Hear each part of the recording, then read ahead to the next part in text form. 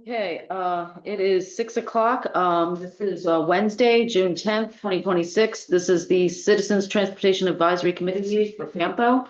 My name is Yolanda Hipsky, and I am calling the meeting to order. Second item on the agenda is the roll call and determination of a quorum. Mr. Knight, could you please? Tamara Banks. Online. Here virtually. Nathan Broughton. Hello. Ruby Grabo. Dante Braden. Joe Brito. Daniel Byler. Michael Cattell. Justin Chenault. Rupert Farley. Here. David Fowl. Denise Flatley. Larry Gross. Rebecca Herron. Ryan Herbert. Here. Yolanda Hipsky. Here. Michael Hoyt. Cassandra Jagroup. David McLaughlin. Jimmy Morris. Here. Arya Nair. Ken Pogue. James Powell. Alan Watkins. Here. Clinton Wells. Present. Timothy Welsh. Here. Kevin Wilkinson. Here. See that. It's here. Should we have a quorum? Excellent. And you got Mr. Britta, who just entered the building. Yes. Excellent. Okay, the next item on the agenda is the approval of the June 10th meeting agenda for tonight. This is Rupert, approval of the agenda. I think there will be a modification. Yeah, staff is requesting to add a smart scale prioritization and quarters action item. Got that late peak, but in the interest of time, we're also requesting that we postpone the Safe Streets for All discussion so that we can get out of here in a timely manner. Okay, so we do have a motion on the floor. Would you be open to a friendly? To amend that motion. A friendly amendment? Okay, a friendly, and the friendly amendment would be to defer items 7C, Safe Streets for All discussion. That would be small item 1, 2, and 3, and replace that with, and I'm going to write this down. I don't know if I have it correct. Smart scale project prioritization rankings. Mhm. I'll second it. And we have an emotion, a second. All in favor? Aye. Any opposed? No. Motion passes. Okay, the next item on the agenda is approval of the May 13th, 2026 CTAC meeting minutes. This is Jason. I put in a motion to approve. We have a motion on the floor, second. Second. Okay, all in favor? Aye. Aye. Opposed? Since I wasn't. One abstention. Motion passes. Next item on the agenda is the is public comment. Do we have anybody from the public who's here to speak, either online or have anybody here? Do we have anybody online who wants to speak? The public?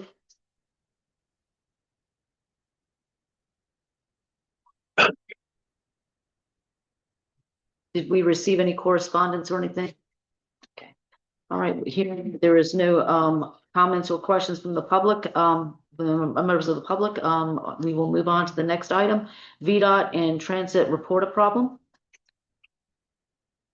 Okay. So last meeting, I had inquired about having a traffic light outside of Cortland High School. Yes. And as well as on Courthouse Road, right where all that new development is, you know, the subway, Cool Contour, that really good Hispanic restaurant. It's a flashing yellow light, and I've seen like so many like almost accidents there.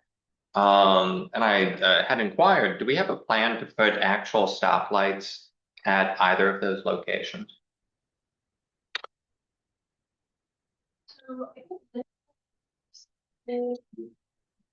John, please send those out. Yes, it's actually attached on our agenda.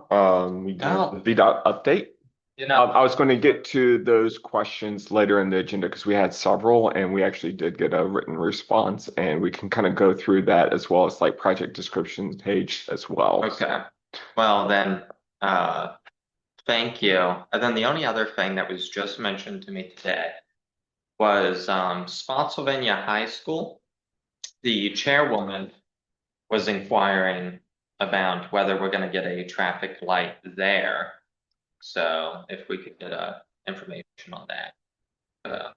Thank you.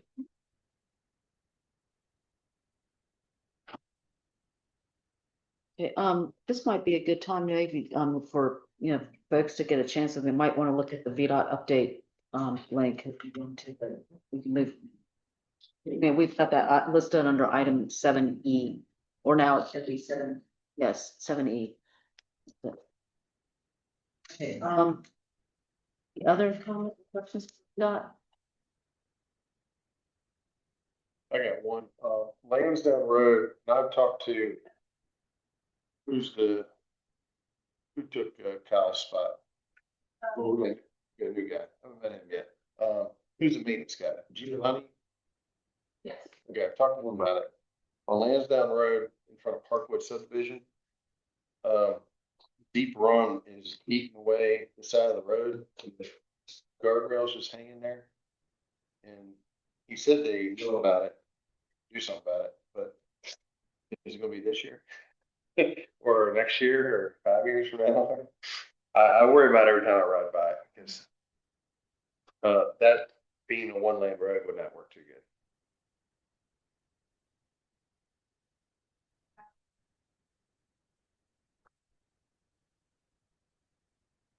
Any other VDOT, transit programs? Okay, the next item on the agenda is item 7A, river crossing in the CLRP. This is by Al Watkins. Okay, I just wanted everyone to know that at the TAC meeting that took place last month, I went before them, and actually, sometimes I wind up going and speaking to them, but what I wound up doing this particular time was actually making a presentation to them. There had been a lot of discussion, and this was the first date that the projects that could be on the CLRP were going to be able to be advanced or added to the list possibly. So one of the things that came up to me was thinking about whether or not there should be a possible study. And that could be potentially part of the CLRP. So essentially, we need to know, I thought, a little bit, and Wanda kind of agreed that we need to understand how studies actually come to be, what the process is, and also potentially how they're funded, and whether or not projects that are added by our TAC or the policy board or other jurisdictions, whether or not how they actually become studies that are advanced. So I wanted to discuss that. So what I did is I created a presentation for them, because since I only had 3 minutes, I had to kind of fit it in real quick. So if Eugene, if you want to kind of just quickly run through that, you can see exactly what was presented.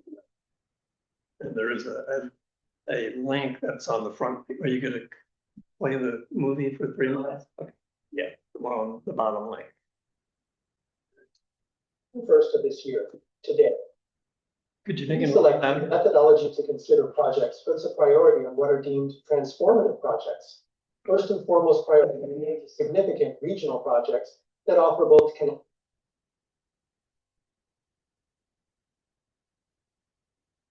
Parkway surely seems to be the bill. Project is Thanks. The time frame for the submission began June 1st of this year. To be selected, the methodology to consider projects puts a priority on what are deemed transformative projects.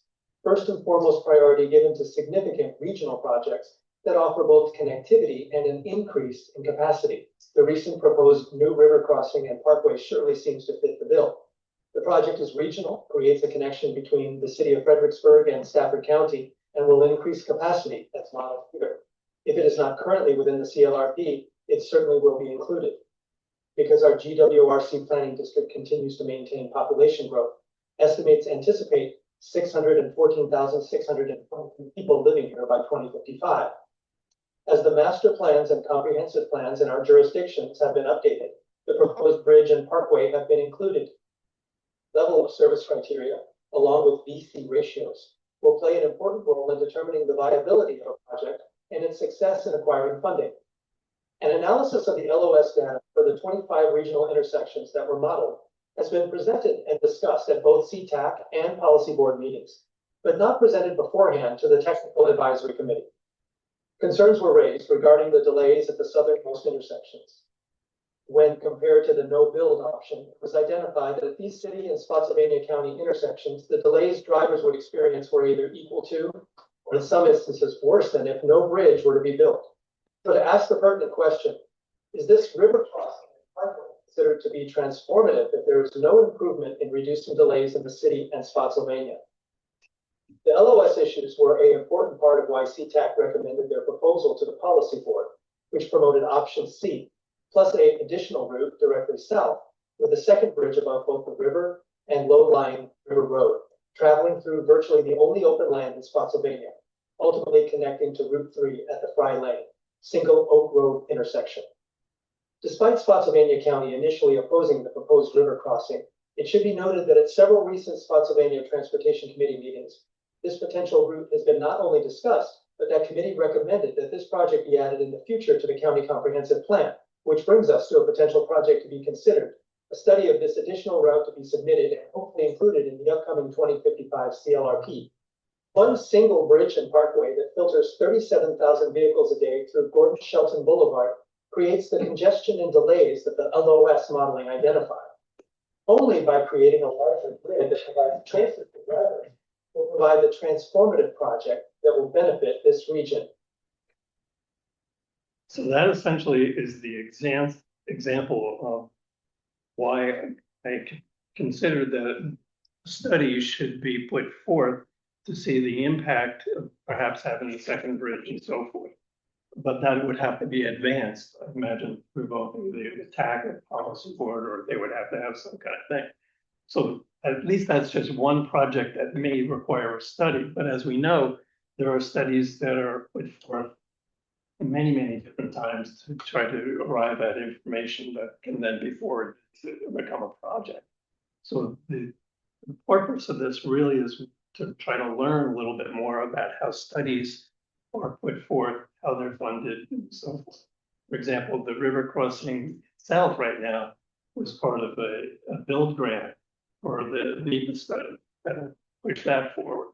And I don't necessarily know what the status of the build grant is, but hopefully the funds will the NEPA study. So as far as discussion goes, wonderful to hear anyone's comments and so forth, or maybe find out from Dr. Rideout how, again, studies actually. Studies are normally directed by the Board of Supervisors and or the FAMPO Policy Committee. That's how studies are directed. Okay. So it's usually by vote or resolution, directing staff to either investigate. For example, with the first river crossing, Stafford County Supervisors, this City of Fredericksburg Council directed or request that FAMPO take on the study. FAMPO Policy Committee then did that, and then they identified the funding through the Surface Transportation Block Grant because they control that funds each year, so they could direct it. Numerous studies kind of came out of that, like the Benchler Fredericksburg FXBG Go study for high capacity transit study was one of them. Funds were directed towards Spotsylvania for a couple of studies, and the City of Fredericksburg / staff got funds for crossing. So that's typically how those studies are funded. So, I mean, at any point in time, a jurisdiction, elected board or whatnot can direct funds or direct staff to work on that. So it has to be included in, once they do that, we include it in our unified planning work program, the UPWP that's adopted, so that outlines what staff can do.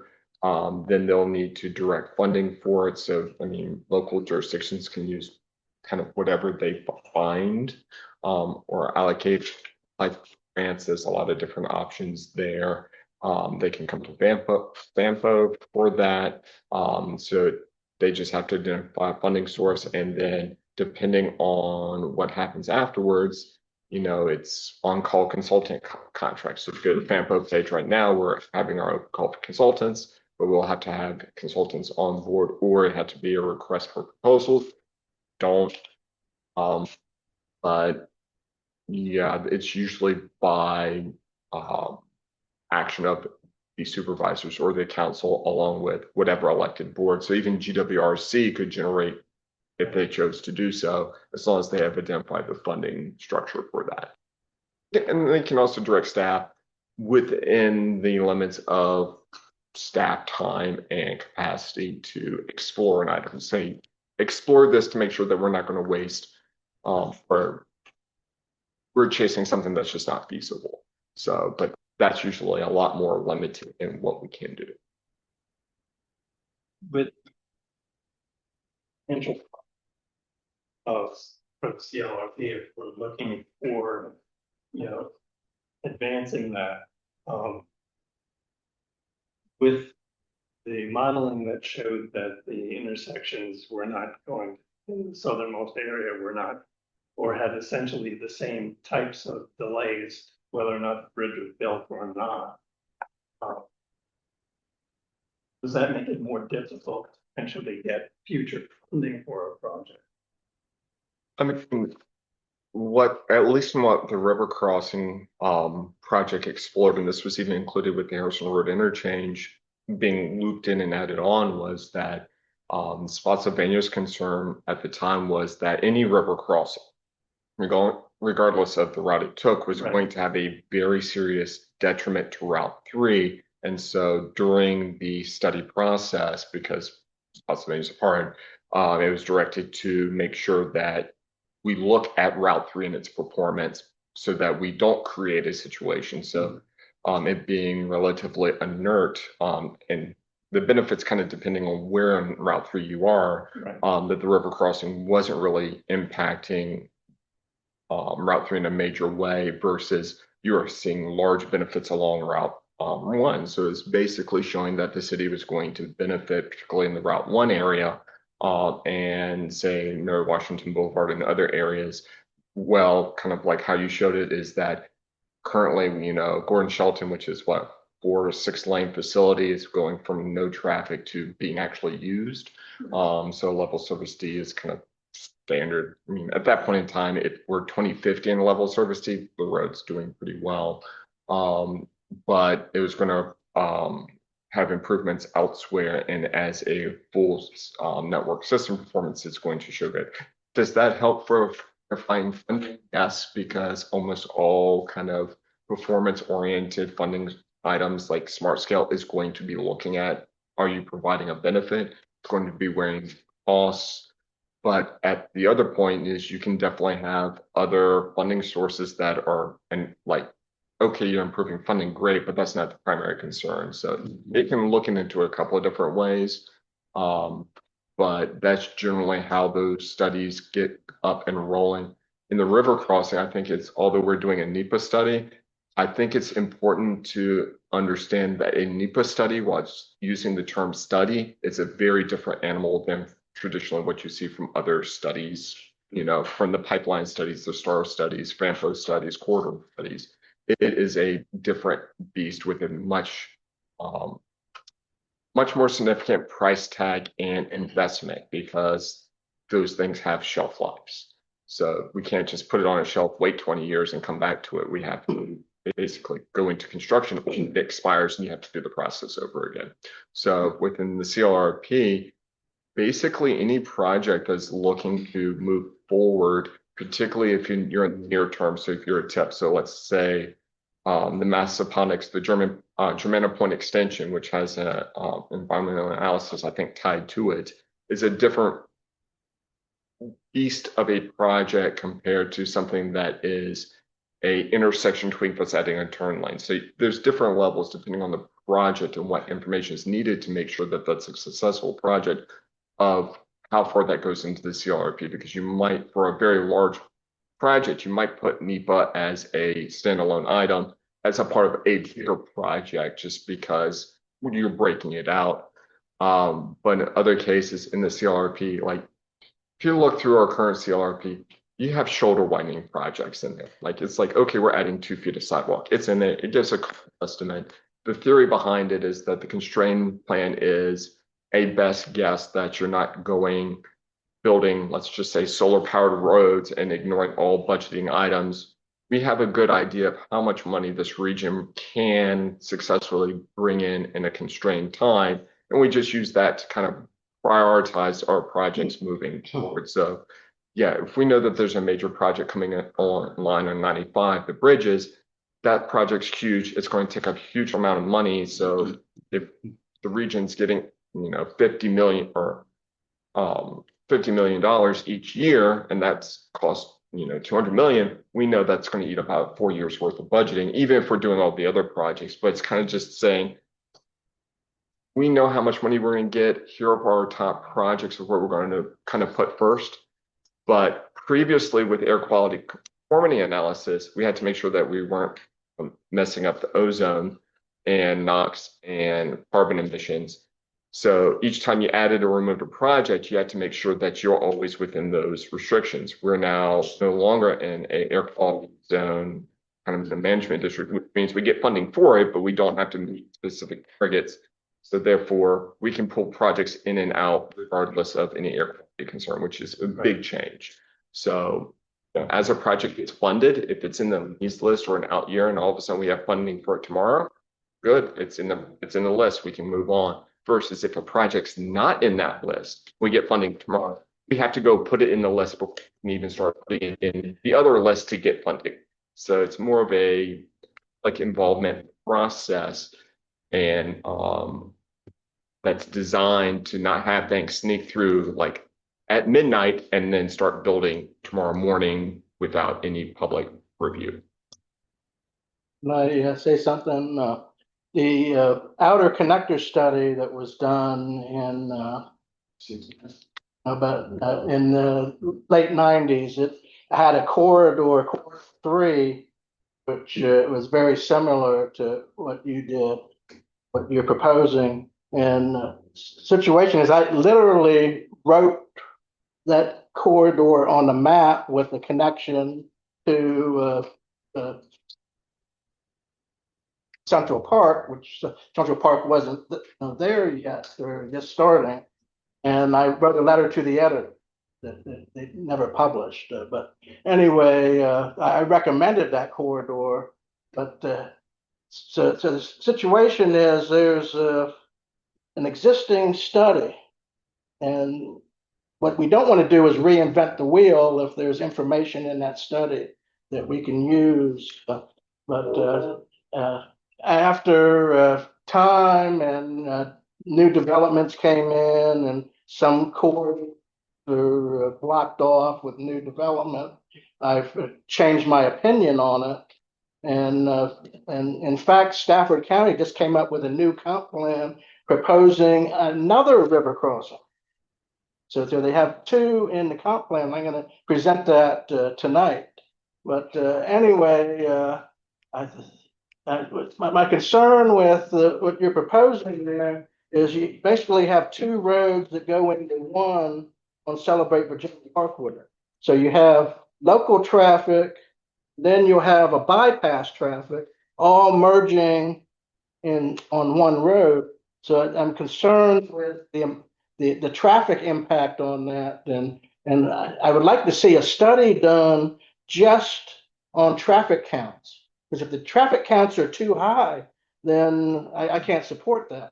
But if the traffic counts don't show that Celebrate Virginia Parkway is going to turn into a truck route, then we got a problem. So anyway, that's my opinion on it. And what I'd like to see done is a study on the other corridor. There's some benefits to that corridor, and I'm have mixed feelings on it. But anyway, I'll show that a little bit later.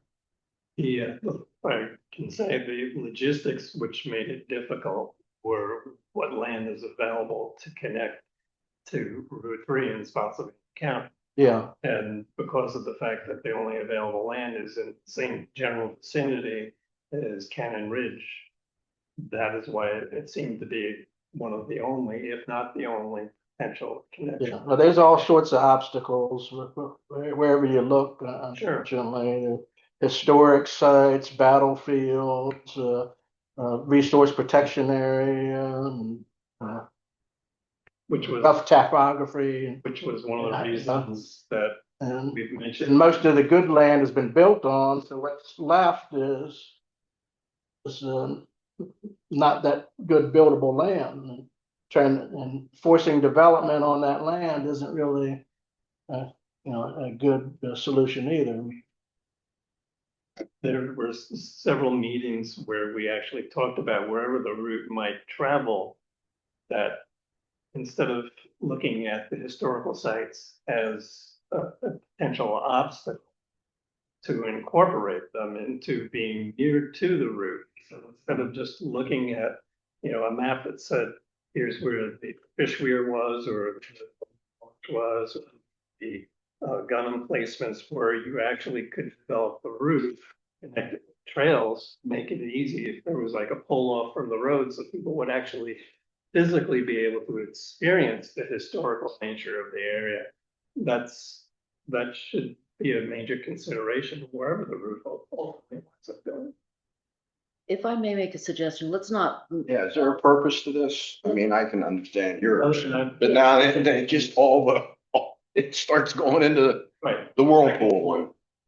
So let's just, yeah, that's all I want to say. Let's not go on a slippery slope and to try to discuss the river crossing, but, we were here to talk about what is part of the consideration of, of a project to be included in the LRP. And it sounds like there's a series of studies that have to happen, that these studies usually have a shelf life of how long would you say that they lasted, or is it depending on the type of It study? depends on the jurisdiction, the type of study, and the way that projects are generated for the constrained long range plan is through the localities typically. So what we were doing and what the call for projects is we're asking all the jurisdictions to go through their plan projects, what they have in their say comprehensive plan, their transportation master plan, and come back to us of when do you think these projects are going to be acted upon. So if it's something that's currently adopted in our TIP, which is the next 4 years, or the 6-year plan, or if it's currently receiving FAMPO funds, it's automatically in. That's where we consider it. Like if it's basically moving downhill, it's going to be in our constrained long range plan. Where it starts getting more interesting, it's the projects that are about, I would say, 7 to 15 years out. They're going to be the projects that the counties and jurisdictions are going to be applying for next. Okay. And they need to, in order to go after, say, smart scale funds, like we're going to talk about later, they're going to be like, is this in your constrained long range plan?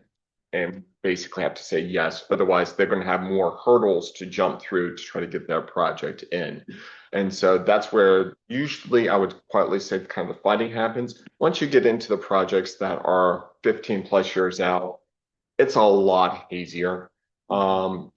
The difference between being in the needs list and an out year project isn't very big, other than for modeling purposes when we look at our build versus no build, and whether or not we're trying to assess whether or not the region is being either competitive enough projects, keeping up with the pace of whatnot. That's kind of where those land. But those are eventually going to become your midterm projects in another iteration, because 7 to 15 years. Constrained long range plans have to be updated every, I think, 4 to 5 years. The jurisdictions update their comp plans every 10 years. So this is kind of just a rolling process of where we're updating the big document to make sure that we're doing things correctly and showing that the public that projects aren't just sneaking in when they get it. So if I'm understanding correctly, it starts. Really, a lot of the projects have to start with the localities. The localities come in, and especially with the smaller ones, what I call short, they go up to 7 years, maybe 10 years. So that would be a short-term project, a 10-year front. Those definitely come from the counties. The ones that go from at least 7 to 15 years or longer, that's a little bit hazier, and that may be where more of the regional approach is better, because those are large. They're still generated by the county, so. I'm sorry? It's still generated by the jurisdictions. I shouldn't say counties, because if Spotsylvania comes back and says, let's just say 95 lighting isn't a priority, we don't put it in. Maybe like, I mean, it might be put on these lists, but even then, if a jurisdiction does not want a project in its area, we're not going to say, sorry, we're overruling you. No, that's a full stop on our part generally. Okay. In theory, maybe the policy committee could overvote that, but that would be such a slippery slope that I would expect the meetings to stop happening and it go into full like lockout strike mode, and it would not be good. So generally, it's like if let's just say like the new Post River crossing has been discussed a couple of times. If Stafford really wants it, but Spotsy doesn't, we're probably not putting it in our constrained long range plan, just because there's no local support for. We'll be building a bridge out into the river, and then it'll be done. Like there would be no tie-in. So this whole process is us working with the localities, stitching together all their transportation master plans, comprehensive plans, generating a master list, asking it, is this a regional project that needs regional eyes on? Because if it's an intersection improvement at, a 1,200 or 1,400 number county road, we're probably not doing it. But if Fredericksburg's doing an intersection change on Route 1, where I know that Spotsylvania and Stafford folks will probably be watching it, then yes, that's a regional project, and we have to elevate that and put regional eyes and include it in our planning process. So does that kind of make sense? It's very much a ground up, locals up, but projects can get regional eyes if they're touching very specific road widths. But there's a lot of flexibility in the term of what is regional. So any project can be elevated to regional, but not every project can be forced down to just a local thing, even if it's a small project like the asphalt and small changes that's currently going on Route 1 right now. That's still a regional project, even if it's sidewalks and restriping and small intersection tweaks. So. Okay. If I'm understanding correctly, then it sounds like the first step would be to have like the county research it. So then I see this is under action/discussion items. Did you want us to have a motion to say, yes, CTAC supports, having Spotsylvania County do a research into this, or? It has been discussed in localities somewhat, but it hasn't been active enough. Okay. But as Dr. Wright said, in order for anything to get into the CLRP has to be added to the list. So the localities would still have to act. But basically the reason to talk to the TAC committee was because of the fact that those are the transportation representatives for the jurisdictions. Okay. Hadn't provided them with any real information beforehand, so the presentation would be made to have them say. Okay, and then to go back home and talk to our representatives rather than as a committee saying. Right. Okay, all right. They have, and especially Spotsylvania County has talked about adding this to having their supervisors vote on it and comp plan. Which you did succeed in. I called, or Dave called me on my way here, actually, Mr. Gooseman. We spoke about this. You did a really good job. Thanks, I guess. Of course. I know I belabor the point quite a bit. Okay, Jason, Can I make a motion that we move on to the next item, please? 25 minutes on we're on the third bridge again. well, I was trying to As an example. deflect it to something else, but yeah, but you need to learn how these projects move up, but yeah, okay. Next item on the agenda is, everybody okay with us moving on? Okay. Next item on the agenda is the election of the officers, for I'm- July 26. I motion for Alan to be chair. Can I add Please, Tim to be vice chair? Tim, okay, well, let's do one at a time, Oh, okay. Chair. Is we have, Could combine them, Yeah. but that's fine. we have a motion for, the chair for Alan Watkins. Sure. Need a second? I'll second. I'll second. All right, we have a motion and a second. All in favor? Aye. All opposed? Congratulations, Alan.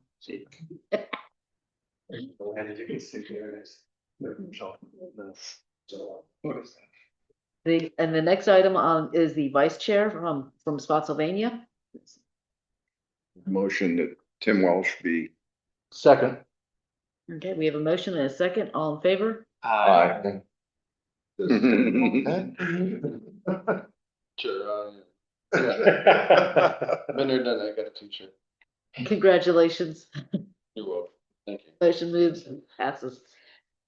Okay, the next item on the agenda is smart scale project prioritization rankings. Right out. Huh? Oh, did I not send it? Oh, no. We move to another item.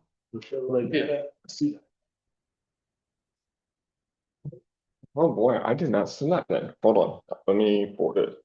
All right. Yeah, just as. Presenting the red. Yeah, I was gonna say, it's gonna be an issue.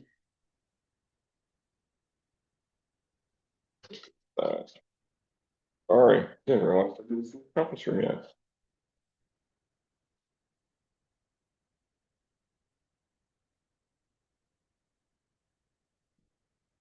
Well, I'll go ahead and start just with a little bit of background. Basically, at the end of last week, we got notification from OIP, the Office of Intermodal Planning and Investment, which oversees kind of how the state allocates its transportation funding, that they were going to be requiring applicants to rank their projects. For most localities, they might have a directive of how things go down the poll as far as ranking. Some other larger MPOs, because it's a competitive process, might have scoring. FAMPO doesn't rank its smart scale applications, neither does GWRC. And we actually don't even have a process in place to actually generate a ranking score, and we definitely can't do it weeks before the project is due. So this was a very big wrinkle, and what we are here wanting to discuss is that we need the CTAC to make a recommendation to the policy committee on which corridors that the projects are taking place in are the most important as far as citizens' perspective. Because these projects have already been submitted and they are dozens, if not 100 pages in materials long, even if you gave me until midnight of tomorrow, you still might not be up to speed on the projects. So we're not going to be asking you to judge the projects. We're going to ask our technical advisory, the jurisdiction staffs, to weigh in. But we wanted to make sure that we're doing this in a public process, bring it before the CTAC, so that y'all can make a recommendation to the policy committees. At the end of the day, whether or not these projects are priority 1 or priority 2 or priority 3 is a political discussion. There is nothing that is objectively necessarily better unless we define what makes it objectively better. Is it addressing connectivity? Is it addressing congestion? Is it addressing safety? We don't want to be in that position of trying to pick something. Definitely not for staff. So if we can go to the next slide, this is kind of what I put into it. So for FAMPO and our parent organization, the George Washington Regional Commission, GWRC, both entities get about 4 final applications to submit. We generally submit projects from Spotsylvania and Stafford County. The city of Fredericksburg, King George, and Caroline counties generally do not generate many projects on our list. That is because every single jurisdiction can also submit for. It doesn't have to come to us for approval or review or anything else like that.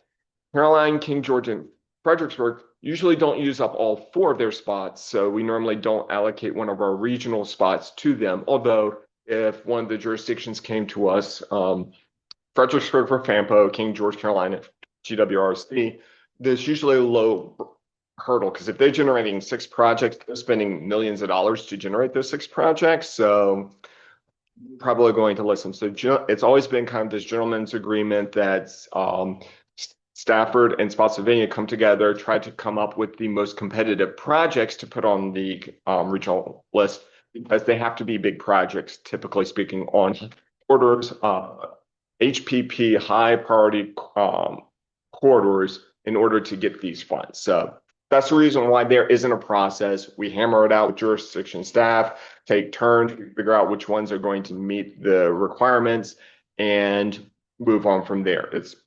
While it can be a bit of a long discussion for TAC, it's usually not something where we have to basically develop a methodology, scoring and everything to get it through. Next slide. So what we need from TAC, and this is what it is, to rank the priority areas. I'm going to give you each one of the projects. I don't necessarily need you to be experts or weigh in on the projects because we can't change any of that at this point in time. The projects are submitted, and unless VDOT, OEP, or DRPT come and ask for a very specific change, and even then they've kind of highlighted what change we needed to make, we can't swap in turn lane sidewalks. We can't swap in a new project.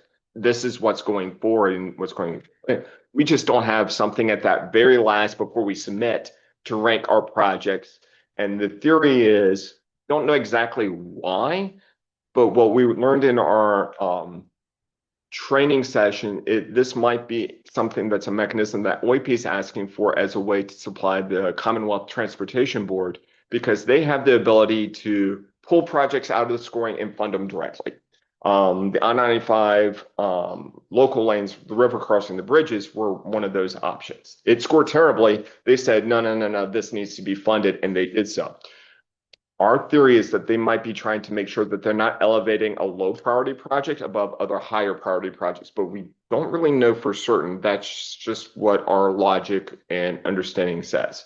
So we're going to go through that. If we give this to the TAC, their jurisdiction staff, Spotsylvania staff are wanting to get their projects through. That's what they're getting paid for doing. Stafford's doing the same. And so rather than having basically Fredericksburg or other staff level folks pick the priorities, we're asking for CTAC to tell us. So next slide.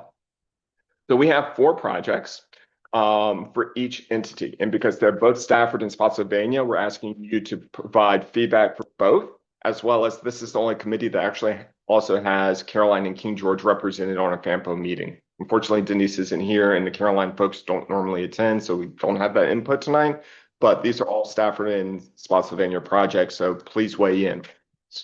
First item is Warrington Road widening. It's a very short widening between Stafford Lakes Parkway to the Village Parkway. That's basically the Walmart to the Geico.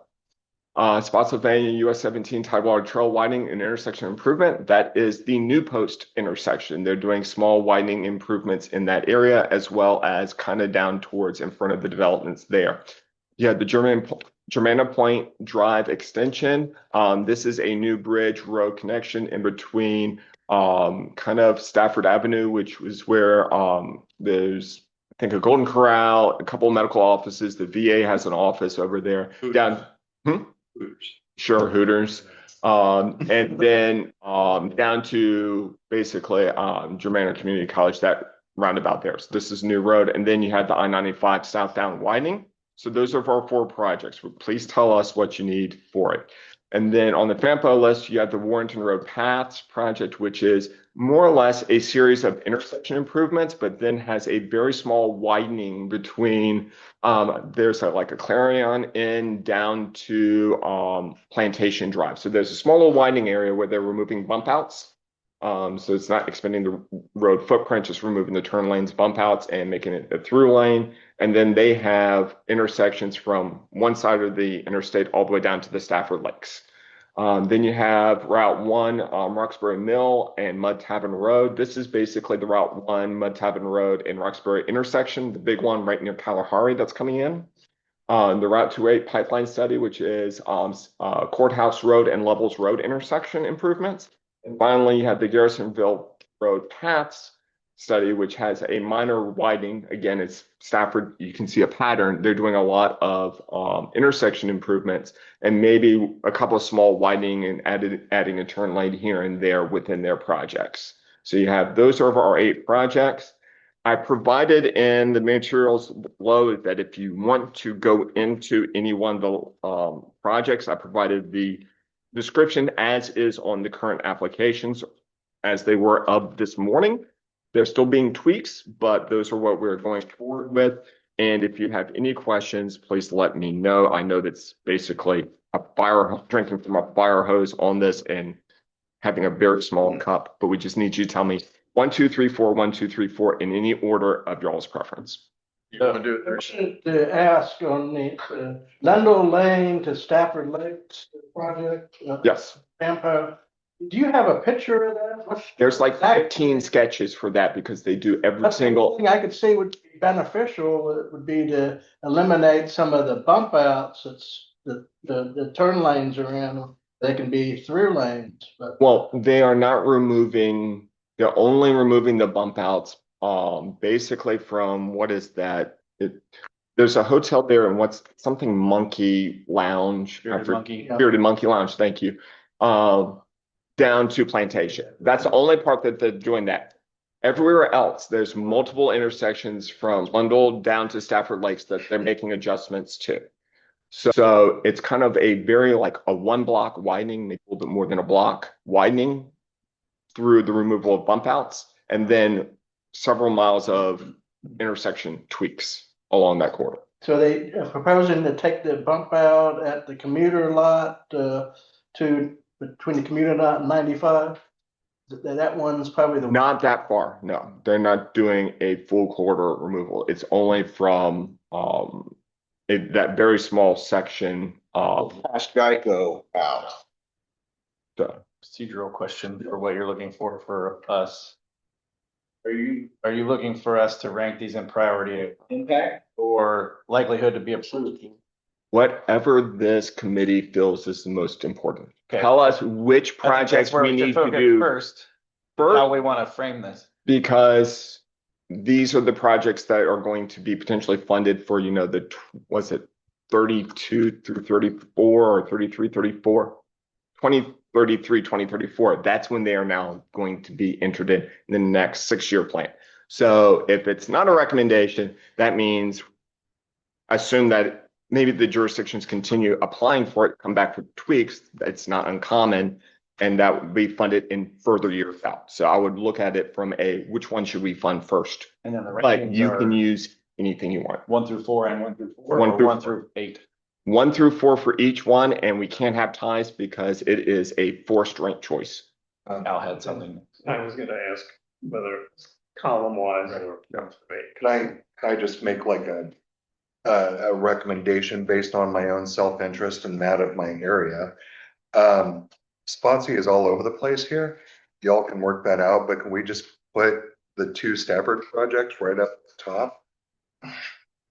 Well, so my opinion on where we would rank these is not necessarily because I'm representing Spotsylvania citizens, but strictly because in my mind, there are tasks and things here that are going to impact throughput for the entire area. I think the 95 widening needs to be at the top of both lists.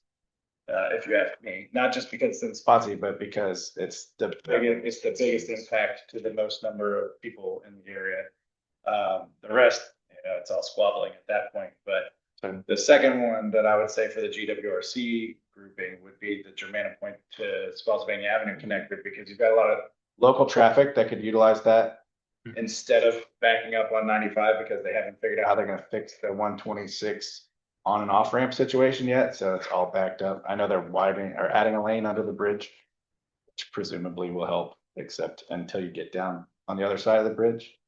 Everybody's trying to get on from different directions. So my my personal opinion, my vote, if we're voting, is that it should be based on impact to the area rather than likelihood of being approved, or like, we're looking at what needs to be funded. So I would love to see the biggest impact be funded. I will, thank you. All right, so I'm with you.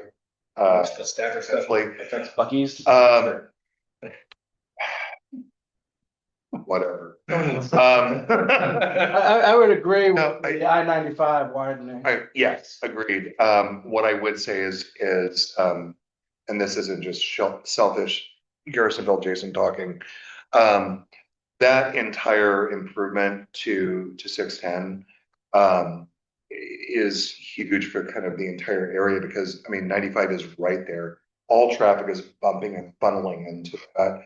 It is a nightmare on the best of days, eking a couple of lanes out of it, because it is an east-west thoroughfare. It connects two completely disparate sides of Stafford together. I think that there is high impact there in the way that you were saying it was for Germana. Yeah. It's a point-to-point connection that plus massive retail centers all in that are also shoving that traffic beyond the commuter traffic and the 3 commuter lots that are all centered around that area. It's a choke point. So what is that? Okay, so let's have I-95 widening under at top, Garrisonville Road up top at FAMPO. And what I would suggest is that the Boynton Road widening at Stafford Lake. See, there's 2 new schools that are opening up in August, and there's probably another 1,500 homes that are going to be built in that area, along with the commercial and industrial. So I would suggest that one be number 2 under the exit I-95 widening. Joe, what was that one again? Which one?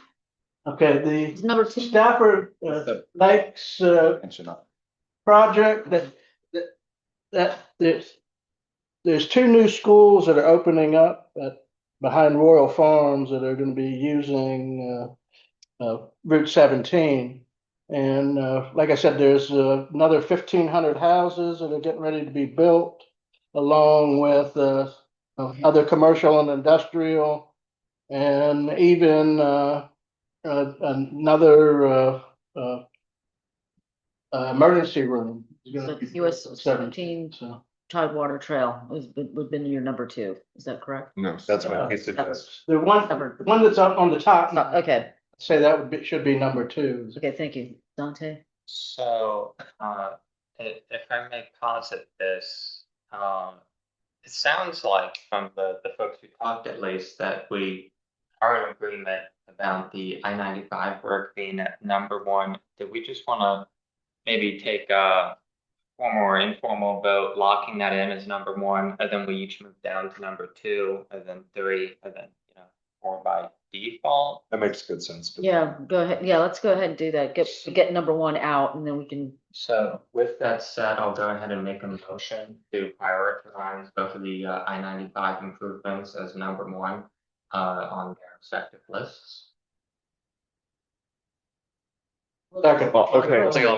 Only one. Oh, sorry. Sorry, that was me misspeaking. I think it should be on both lists, but. Yeah, Well, you don't, super important. you don't get 2 bites of the apple, so you would burn a spot. We talked about that. Okay, yeah. We got- I don't disagree. That's good. Number All 1. of the 95 WC. improvement. Okay, so I accept the friendly amendment. Is that widening north and southbound, or just Outbound only.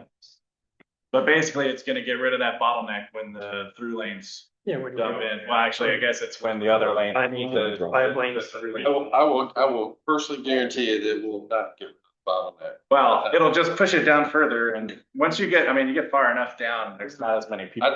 It's done. I don't support it because I don't like the design. Okay.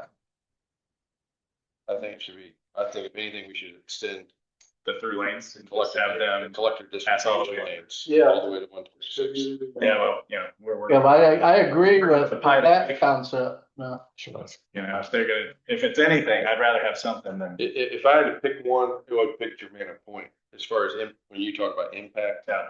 Germana Point would be a bigger impact today. So can I give you the one gigantic elephant in the room that we're aware of? Yeah.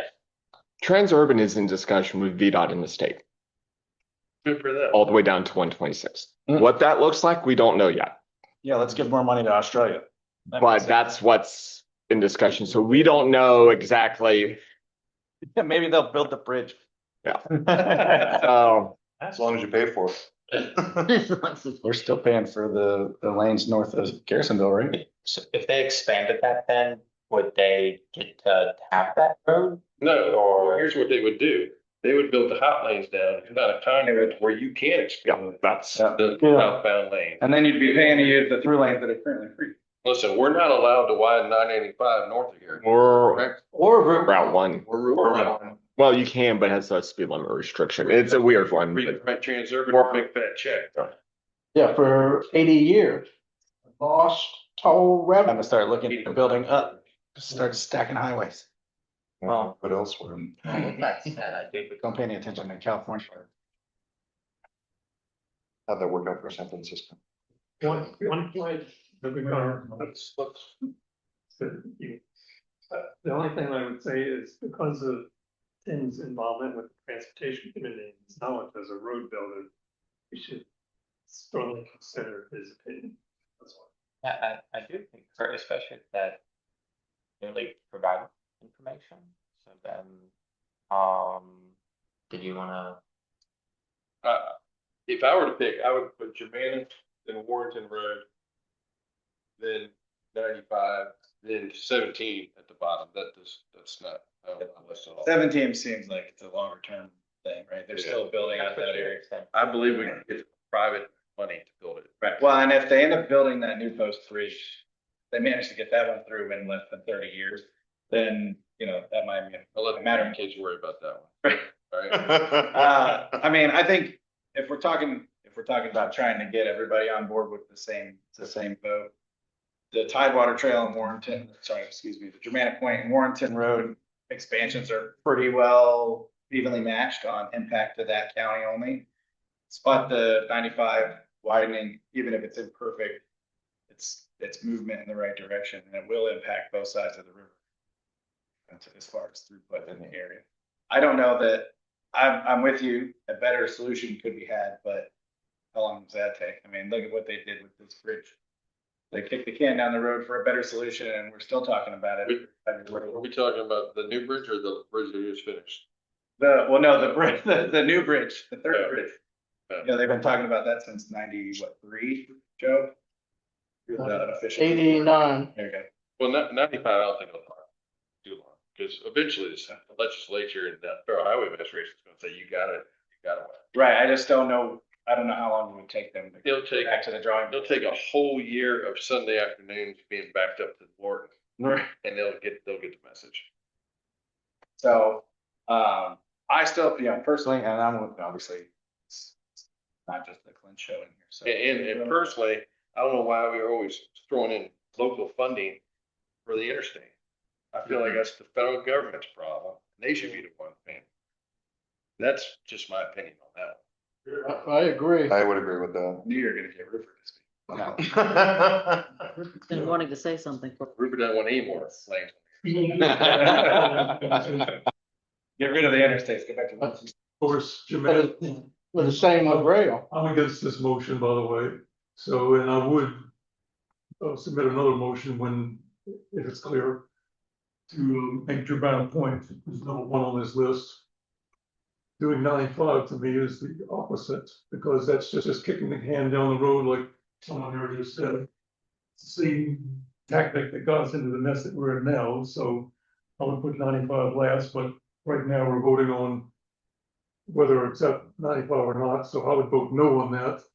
And I hope there's someone, not me, to come up with the next motion being Germana Point is number one. May I withdraw? Yeah, I was gonna say, I don't know if we got a second on your motion. Yeah, so I'd like to withdraw my motion and instead motion to prioritize the Germana Pennsylvania Avenue connector as our number one pick for GWRC. We want to do this with show of hands Second. or half. Show of hands, wait a minute, I'm gonna do a substitute motion, actually, that's on that, that, Route 17 at Stafford Lakes Parkway be the number one. School board should have widened it when they were But no, the school board actually spent $20 million in road improvements. there. Yeah. And they're But not on 17. 17 is a federal highway, so. Nobody seconds that. so we have a motion on the floor and then, actually, we can only have, you put a motion out already. I think we have to wait till that motion. No, I made a substitute motion. A substitute, But there's so, no second for that. yeah, and that, you would have to agree to that. I'm sorry, I did not agree. No, you don't have to. Yeah, agree. I can be a So friendly it'll amendment, I be have to. friendly- Well, can we start? Can I make a motion to make Tidewater Trail number 4? Let's all agree on that. There we go. We're Yeah. from the bottom. Let's get some action. Someone second that yet? Do we have a second? Can we take a vote? Yeah, we can't, we have to first, we have a motion on the Wow. floor right now that has not been seconded, and I think you wanted to withdraw it. So my initial motion for I-95 I withdrew, and then someone over here seconded the other motion I made to prioritize Germanna Point Drive. And then that was on the table. And then we were gonna vote on that. Yeah, then there was a substitute motion. Seconded Dante's motion. I seconded it. Okay, Rupert. I seconded the second motion. Mhm. I'll give it to Rupert. And then Joe offered a A substitute. substitute. Does he have a second for that one? No, yeah. Let's move on. So then it would be done. Any further discussion? Any further, yeah, on Dante's motion? Would this be more easily resolved in timely manner if we went to like a rank voting system? Yeah, can we just like get a piece of paper Uh, and just write our favorites on it? I hate to muddy the waters any further than that. I mean, it's already catfish I think if territory, you but start getting one or two going, the rest of the dominoes should fall. because I don't mind moving 95 down if we do put Germanna Point up, but I still think that 95 should be. You need is 3 votes, and then you got them lined up. I'll give you Warrington Road as number 2. If you give me Germanna's number 1. I mean, that's what it feels like, right? Like, And 95, 3 and New Post 4. I mean, my kids go to school up there at Stafford Lakes. It doesn't back up that part of 17 right now. That's not a factor. The two Get schools further down. open and Sure, so morning and evening, that might, like, early evening, that might be a problem, but and it does back up. in a high territory of, for local commuters, right? You're talking summertime, it's gonna be a mess on 17, no matter what you do out there. Until maybe. There's no school during the summer. Exactly, so I mean, so some of those factors kind of offset, but all those homes that they're building out there, sure, that's an impact. I don't argue, Joe, that it needs to be done. Right. We just need to pick one. But is it a priority?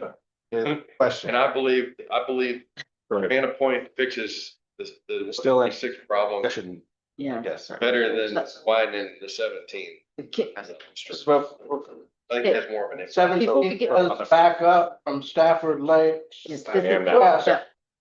Okay. I gotta ask, I mean, I just wanna make sure we have a motion on the floor. We have Dante's motion. Yes. Do you wanna do a friendly substitute motion? Tim? Me? Yeah, No. because we were talking Dante's. about, because Dante's motion was to put No, you want me to make a motion? Anna. And then you were talking about doing also doing, I thought that was a joke. Well, That's how I'm I- serious. I would put New Post as number 4. I That's- was just gonna knock that one down. to Yeah. number 4. so we have we have, Arguing about the other 3. so, but we have a motion on the floor for number 1. Do you want to do a substitute motion on that? And would- Or amend it, and would that be, Motion. okay? First one. Yeah. Madam Chair, if I may, point of order, may we just call to question this motion and then the next motion? That's fine too. I would rather just do one motion at a Okay. time. I think that- Okay. I thought we were in any more discussion. So yes, I agree, we should move to vote. Okay. Initial. Okay, so we're moving to vote to discuss having to have Germainer Point as the number one option on the GWRC On regional the list. regional list. Thank you. Okay, Gonna show of hands. all in favor? Aye. Okay. Who opposed? I Opposed? mean, it passes, but I'm gonna. Nay. Two. Okay. Thanks. Okay, we have 1 out of 8. Okay, I make a motion to put Warrenton Road as number 2. Second. Okay, Well, we wait. have- You tricked me. I thought you were gonna or chill at the bottom. I'm good with that too. Oh, we heard you. Oh, wait, Warrenton? I'll Yeah, we second have- it. Okay, The we, regional I'll guy. be your Huckleberry. I'm still gonna vote no, but I'll second the motion to take it to a vote, so we don't have to talk about okay, all in favor? it. Aye. Nay, Nays? 1. Okay, the motion passes. I make a motion to put 95 as number 3. Second. All right, we have a motion, a second, all in favor? Aye. Oh, second, the was put I-95 as number 3. Hey, I gotta, I would object to that motion. I think I-95 should be last, but, it's just adding more capacity Yeah, a second. and encouraging more sprawl, Discussion. and encouraging more environmental damage. Whereas these other projects aren't quite that egregious.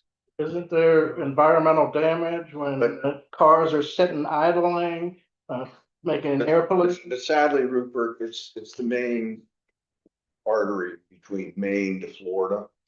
So I don't think that making a change between exit 126 and exit 130 is gonna have that big of an impact. People that want to go from Boston to Orlando and vice versa. That's where the bulk of the traffic's coming from. A major artery between Maine and Florida is the railroad tracks. I haven't heard anyone speaking up for why and expanding those. We're working on it right now. Yeah. Dante? So I share your sentiment, and I concur, and we've spoken in the past about our mutual disdain for the car reliance. I'm okay with it being number 3 instead of 4, simply for the reason that, I mean, personally, you know, when I go on the Tidewater Trail, and then I was talking to Mr. Herbert over here too about it.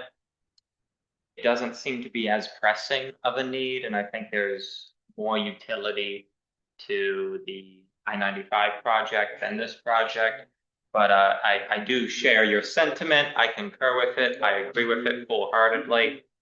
So I just wanted to express it. Madam Chairwoman, I have just a question. John, if Australia decides to buy another, 10 miles of our freeway, is that going to make whatever this position is ultimately moot? It depends on timing. So we're talking 6 years, right? Right. Well, it depends on when that project is funded and going on because, and this is going to be a negotiation item with the state as a whole. Like whatever the state and Transurban negotiate to do, we would be on part as part of it along for the ride with a huge asterisk being the MPO can still technically say no. And that would freeze federal funding for every single project in the state, or sorry, in our region. And so there is still, MPO is called the nuclear option that if jurisdictions don't want it, whether or not the state is willing to go along with that becomes the next question. So they might put a pause on it if the jurisdiction doesn't, because that is ultimately what killed the toll authority for the Rappahannock Parkway going from, the visitor center out to Route 3. Same kind of general sentiment is that they were looking to push that button. The state just withdrew it. And now we have the Spotsylvania clause that says if you're that far in NEPA, you have to reimburse the state, but not at that point yet. Okay. But yes, there is still, it goes both out of our hands, but we still have the big red button. Cool. Okay. I was just looking for clarification. Okay. Where are we on the ranking? We are 95 is number 3. We have a motion. A motion. So the motion and a second, 95 now we're in come. discussion. Yes, a motion for 95. 95 to 3. Yeah, Yep. we're in discussion. Is there any way we can make a suggestion on I'll second. possibly changing the design? Nope. Be a CD road? This is up today. Any chance more than one gets funded I mean, in either stack? oh yeah, we could run the tables on all of them. That being said, we're competing against the rest of the state, so normally it's 1, 2, 3 might get funded in good years. I mean, jurisdictions and their consultants run hypotheticals, but it depends on what other jurisdictions are also putting through. So, Right. you know, Richmond blew the lid off of it the last round, but in previous rounds they didn't. So it really depends on what's being submitted, and we don't know what they are putting in and how it's going to score. We kind of get an idea. Yeah. Okay. One other point of clarification. I'm assuming there's gonna be other feedback going in besides just the CTAC committee, right? Yeah. So we're one voice amongst. All right, so there's a motion for vote on 95 for number 3. And we have a motion, a second. Now we're in discussion. Are we ready for a vote? So I assume the first two passed, just Ready. the point of order. Okay, so yes. You ready? Ready to vote. All in favor? Aye. Aye. Any opposed? Stuck on. One opposed, all motion passes. Okay, which leaves And the. we already know what's fourth now, so we can move to the other list. FAMPO. So we don't need it. Right. I want Can we move the Motion. pipeline study? Bottom? We start with that. That one. to, I actually have one. I just want to shoot to the top first. Go for it. I have a motion to put the Garrisonville Road Path expansion up to number 1 leaderboard. I'll second. Thank you. So I work up there. Can you explain the impact? Because it just says in here that it's one intersection. No, what so is what's the, it's everything from Stafford Marketplace past Dockstown. And then it sort of trickles out. I think, does it go all the way to the new Walmart down the way? I don't think it goes down that far. Not quite Tech- close. Yeah, so it's widening out, plus it's moving some of the I think some cross traffic.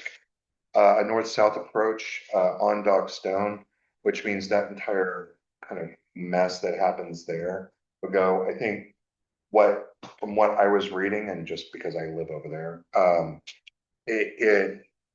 it's going to increase overall flow and what is on that side. that's because of Onville, everybody trying to get on. Oh, Yeah, and widening things, it's adding additional turn lanes, 1 additional turn lane. It's adding the winding is happening between Stafford Marketplace, which is the first big shopping center you get Yep. to mine. Like that is Where it's the already big 4 one. lanes and add Where- a 5th lane. No, yes. It's gonna going go 8 from lanes. ultimately from, or on one side, right? Go from 5 lanes to No, it's gonna go to 8 About a mile and a lanes. half. It's 8 lanes, Uh, 4 through lanes on both sides. about 4 right now. so And then they are, Great. this is a the rework. 1 lane to, yes, okay. So this is a quasi rework. So a couple of smart scale rounds ago, Garrisonville Road was funded along this corridor. The price skyrocketed. The CTB said, no, this project isn't ready, particularly with the cost escalation. So they actually pulled it back. And so this is now the much more fiscally constrained project moving forward, where they are widening it where probably capacity is the most needed, as well as doing major turning improvements, because this corridor suffers from turning conflicts. So anytime you have to make turns, traffic congestion goes bonkers. So this is trying to at least make those intersections out past definitely the Home Depot. I'm trying to think, that's on Bill is the next one after Yeah, that. so- And then one more intersection out, because I'm not as That's by like the CDS. Yeah. Yeah, okay, yeah, I'm still advocating for to go number 1 in the draft, but you have a lot of businesses sitting right on. I was wondering that too. On Garrisonville, you got Tap House, a car wash that was built like 6 months ago. and that's why the cost. And where they're talking about going to, it's already just 4 lanes anyway. Yeah, So so- we're gonna go from even more lanes down to 2, to 2 anyway. Are they gonna be shading lanes, or are they gonna go like full on eminent domain? Like, They're working within, I believe, the bump outs and the turn lanes, converting right turn lanes into through lanes for that section. which is why the north-south in certain areas are going to be. So that's gonna take out some of the turn cycles as well, like they were talking about doing. So you'd have to go down and U-turn. I would have to go back and confirm that. I do think that there's going to be a little bit more, there's going to be some limitation of turning movements, but I don't know exactly the details. I think it's mostly adding and extending turning queue links.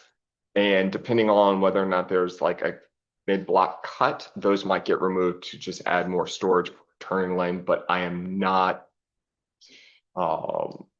you know, overviewing this project completely to tell you exactly what turning movements are being eliminated. And it's the 30,000 foot view on this thing here, but I mean, it's still. I mean, sidewalks, and all those touch points are arguably supposed to be improved. This is about through traffic. This isn't about people who live in the area. I totally get it. But, it is for people who live. No, 5 foot sidewalks, not good. No, it isn't, but any bike pedestrian stuff that are going, I see people walking on freaking. Bike on shoulders. Oh, you are not on 610, but you have people who, are either on the shoulder or they're walking on these dirt paths and it's on the sketch side to begin. Oh, so. Dock stuff. Yeah. So they're just gonna get rid of that entirely, coming out of Dock Stone there. So So they're gonna funnel that traffic from that shopping center to one of the other exits instead. Is that how, am I reading that correctly? Dockstone Road, that's where it comes out of that shopping center, right by the Home Depot. Oh, and the giant. They're gonna get rid of the north and southbound approaches. Yeah, so Basically, they're gonna funnel everybody to a different, one less. I would funnel Out of there? to the other side by between the CVS and the 7-Eleven, or what is the north line? Is that Stafford Plaza Drive? Barrett Heights. Bear Heights. So where mine does that weird thing where it crosses and then it changes Oh, three okay. names. Yeah, Thank you. Yeah, so it would funnel to one of those two places because there's no other accesses to Garrisonville in that space.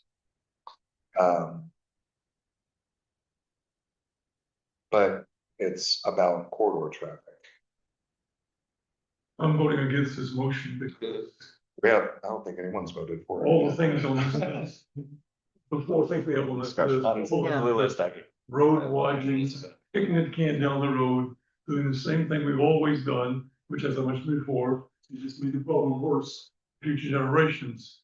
On the other hand, the Roxbury Mill Road project does have some safety feature elements that the other ones don't. So just for the fact that it's addressing the pedestrian and motor safety, I would like to put Roxbury Mills at the top of my list.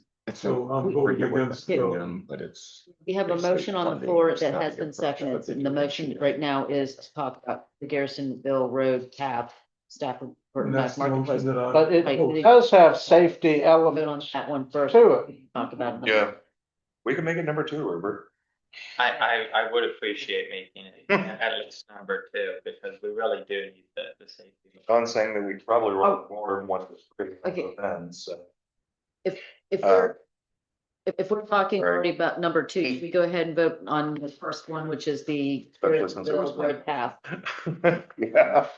Okay, so are we ready for a vote? Yes. Okay, all in favor? Aye. All opposed? Here, Okay, 2 opposed, the motion passes for What's the the second? Garrisonville Road path. And Who the also second- opposed? Ryan and Right. Okay, now we have this, we were talking about the second, Yes, uh, I moved to Roxbury Mill Road be second place on the list. I second. yeah, we have a motion on the floor and Map open. I still have these. second. That's basically Route 1 and Mud Tavern. Roxbury is a little spur that comes off. Goes north. adding the left turn lane. Oh, that's good, right? That was these ones. There aren't left turn lanes now. I honestly have never seen this thing go down. These ones? No, If they haven't been swapped, yeah, potentially. Okay, Ooh, that was old. any, Yeah, the one. any discussion Yeah. on the Route Wait, One just a second. South Roxbury Hill Road? We haven't talked about the Warrenton Road path yet, have We haven't. Yeah, what's the difference between those two since we put? Stafford Lake, that seems like that goes far out, right? I mean, my roads are a little. The one on GWRC side, Six is right there, Geico. that was from Geico to To the Walmart, right, it's pretty small. Separate one, This other one Yeah. goes from like Falmouth all the way. Geico back down to. Other side of 95. Oh, that was before. What's your, And honestly. I know we're gonna go on number one, but that'd be two for me. Yeah, so Yeah. Arby's. Yeah, That's that road Yeah. is, Get them through route.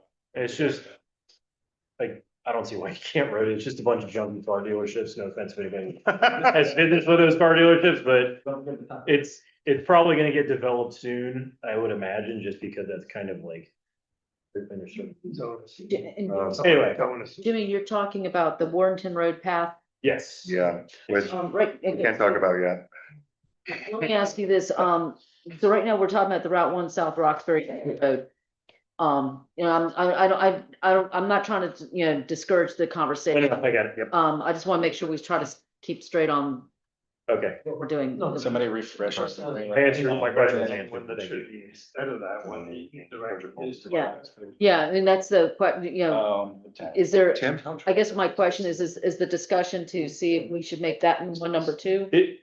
My original question was how far out that was going. Okay. I wasn't familiar with Stafford Lake because I don't know if the neighborhood or a road. It- so- It's where Mary Washington's It's campus okay. is. Yeah. Oh, So separate from the other one going from Geico. Yeah, you know where Geico is? Yes. It's literally like the road just north on 17, right there on the north boundary of that.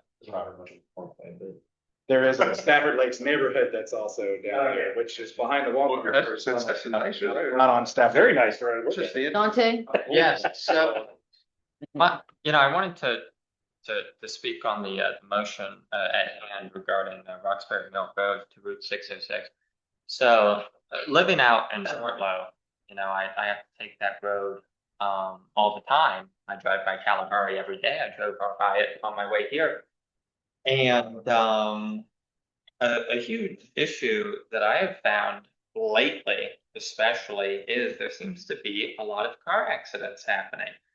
And this has been concerning because one time I was coming from like the up north, and I got to that light. There was some sort of accident that had happened, and then there was a complete standstill. I was like, okay, well, how do I get around this? And I wasn't really able to. I had to completely, go north if I could go, west or east, right, as they said. So it really does need safety improvements there, because if that road goes down, a lot of us are kind of stuck, or we have to add an extra anywhere 15 to 30 minutes. And that can be a huge hassle. Nice. Wow. And then secondly, as Kalahari is built, and I see it getting built more and more every day, there's gonna be a whole lot more traffic there.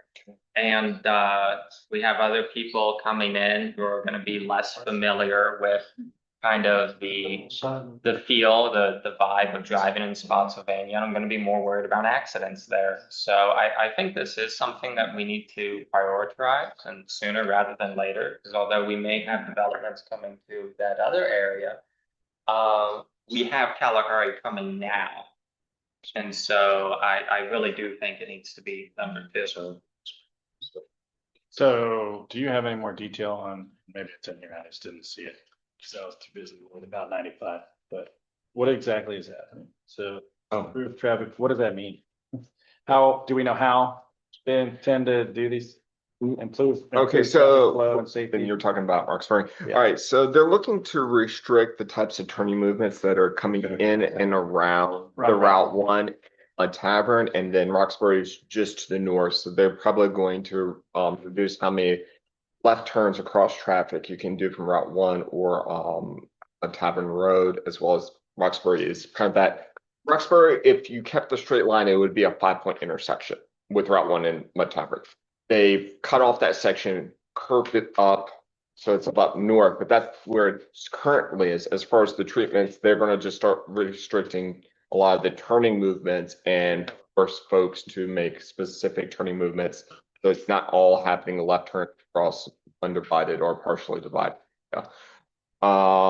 So they're gonna add the dedicated turn lane with storage that point to that, and then an R cut at south. So it's gonna prevent left turn onto Route 1 from Roxbury. So from Roxbury, you would have to turn right, go down, make a U-turn, turn left, or use an alternate route through the network to go south.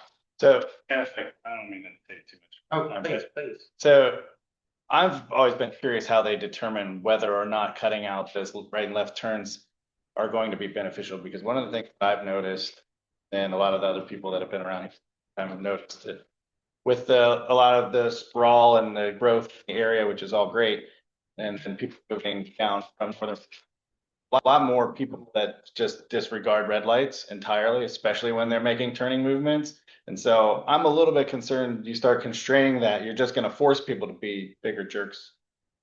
And I used to live in Tampa, Florida, and you can get 5 cars in a red light before the green starts moving the other direction. So I don't know that this is necessarily going to solve the problem that it's trying to solve. Other than north-south movement. There is generally and very well documented benefits of restricting left turns across busy roadways. I'll kind of use the alternative. North Carolina doesn't care. I mean, generally speaking, it doesn't let you turn left into basically across the interstate. And if you haven't realized, that's why all the North Carolina drivers drive in the left lane at a very slow speed, even through this region, because you don't know when they're going to turn left, but they're going to turn left somewhere. So coming back to Virginia, I'm like, oh, thank God we're restricting that. But generally, the fewer turning movements and points of conflict. So anytime you allow a car to cross another path, basically another angle, the more conflicts you have, the more likelihood you're going to have a significant crash. And even more so, left turns across multi-lane highways are kind of the worst case scenario from a lot of that. When traffic volumes are low and kind of more rural area, like if we're out, in between, like here in King George, Route 3, somewhere else, generally speaking, it's kind of a dangerous move still, but it's a lot less when you're dealing with, say, 15,000 cars, and then you move that up to 40,000 cars. And so you're kind of right that eventually, if traffic conditions start deteriorating down at intersections, folks kind of start ignoring it. But that's more of a breakdown in an intersection versus folks avoiding having to wait out red line because they kind of gun it out of a parking lot or an intersection elsewhere as is, because folks will try to beat oncoming traffic just as much as they'll try to beat a red light. Right. And generally speaking, at least with the time delays between reds, okay, if they're doing it, they shouldn't do it, but usually there's multiple seconds of red lights all the way around that's doing it versus trying to make left turns. I'll actually give Tidewater Trail safety concerns I would say is a good regional example of left turns are actually an issue in addition to pedestrian crossings along that corridor, because you have a high speed, the volume has been increasing, and so then the multiple curb cuts are having more left turn outs, particularly for vehicles like motorcycles or anything that like in front of trucks. So no, I you definitely want to have that. I appreciate that. I thought it was, and when we talked about it with Route 3 and talking about cutting all of those left and right turns, it was more about just getting cars through the area, like just jump them out of there. What is that project? Route 1 in Roxbury. So, because it's been proffered by about 3 different rezonings. 2 of them have been approved. It's like the first one to get there wins, right? It's actually been proffered by a 3rd one that just got pulled from the agenda the other night. And it might have been proffered by another one. So there's like 4 options of somebody building it. So why are we putting it on here? Huh? I said it'll be a data center. Well, it has been proffered by a data center to build. If it's the turn lanes at this intersection, because I know it's been proffered by at least two projects that have been approved, which means somebody's gonna build it. So you're thinking let somebody else. I'm thinking, why are we asking VDOT for money when we got, when they have private funding? I agree with that. So I would almost defer asking Spotsylvania because I think we're getting I into. say, let's not get in the weeds. Let's let Paul figure that out at TAC. Okay? Okay. Yeah, I kind of agree. All right. Because I don't want to step on Paul's toes, but from what I understand about that deal, it's already been proffered by two people. And spend our money on it when somebody. Well, I'd rather use the spot for something else. Yeah. But y'all must figure that out somewhere along the line. I'm making it number 4 on my list. Is there an urgency to vote on it today? Yes, because the policy committee has to tell us what the rankings are at the next June Whose meeting. motion are we sitting on? Rupert's, maybe? Rupert. Don't we meet before the policy committee in June? Oh, this is No, the June this is the meeting. last. I'm So, thinking. Rupert, would you be willing to delay your motion until we talk about the others and then we can rack and stack what's left? So let's vote on it. All right, what was your motion again? Next on the list would be, Roxbury Mill. Number 2. Well, we can always make another motion to vote on it. One. Yeah. So Point of information. Yes. Submitted Roxbury Mill is number 2. This is seconded. So if you don't like it, vote against it, move on. Wait, Dante? I So think we'll just end up voting on Yeah. it. my point of information, so say it is proffered, and then we find that out. What happens then? Like, do we just have extra money from VDOT? Do we get to, what do we do with that proffer money? I don't know. Here's what's going to happen. If this gets voted, if this gets funded through Smart Scale, it becomes a VDOT project. It's going to cost you 3 times Mhm. what the developer can build it for. Okay? So you're better off getting a developer to build something than it is to get VDOT to do something. Yeah. No offense. Exactly. No offense, but they're a management company and their overhead is through the roof. Okay? The private guy is going to get it done as quick, as efficiently as possible. Okay? You get more bang for your buck if you can get it through a proffer. Okay, and I know that it was on the agenda for like the data center that got pulled. I didn't know it was proffered before It was proffered by Spotsy Techno Campus, proffered the same thing, and that, same turn lane, okay. and a turn lane on the interstate. Mhm. Right turn lane coming off the southbound ramp. And- Both of them were proffered by both. And did either of those particular proffers go through? And then Spotsy Techno Campus got approved. okay, and then when do they begin on it? Is it? They're starting right now. Oh, okay. So Okay, then, so, but it says in the proffers that whoever gets there first, let's say the county puts it through the Smart Scale process, it gets funded by the state, it becomes a VDOT project. Then the proffers, they hand them a check for $250,000 and they're out of jail. You know, they get to go do whatever they're gonna do. They just write a check for 250 grand, or I don't know exactly what the number. yeah, okay. So then we don't get that proffer that they already agreed to. You get the cash. I'd rather make them build the road. Yeah, because the cash isn't worth as much to the government that would be. So the, Oh, we would blow it on newspapers. Studies. Yes. Yeah. I just like, pop in just sort of I mean, I'm happy to vote on this, but what I would say, and I trust Tim's wisdom on this, obviously, but right now we're bandying about a hypothetical that may happen, may not happen, and making decisions based on. I would argue that maybe we should just be making decisions on what we know, as opposed to what we think maybe. I say we vote on this one. Well, it sounds like we have a proffer, which means they're willing to pay for it. They've already said so. But if we get in the way and say, oh, we want to pay for it first, then they go, cool. And the proffer has been accepted by the Board of County Supervisors and it runs with the land and it doesn't go away. So It's the law. I mean, listen, when the one that got pulled Tuesday night actually was on the board for December, I believe. And I was looking through those proffers. And so I started looking at those proffers. Well, I said, well, let's see what these proffers look like compared to the one across the street that got approved. I'm looking at them and it's like they copied it. Wait, so It's the same proffers. why are they both proffering to do the same work then? Because you know why?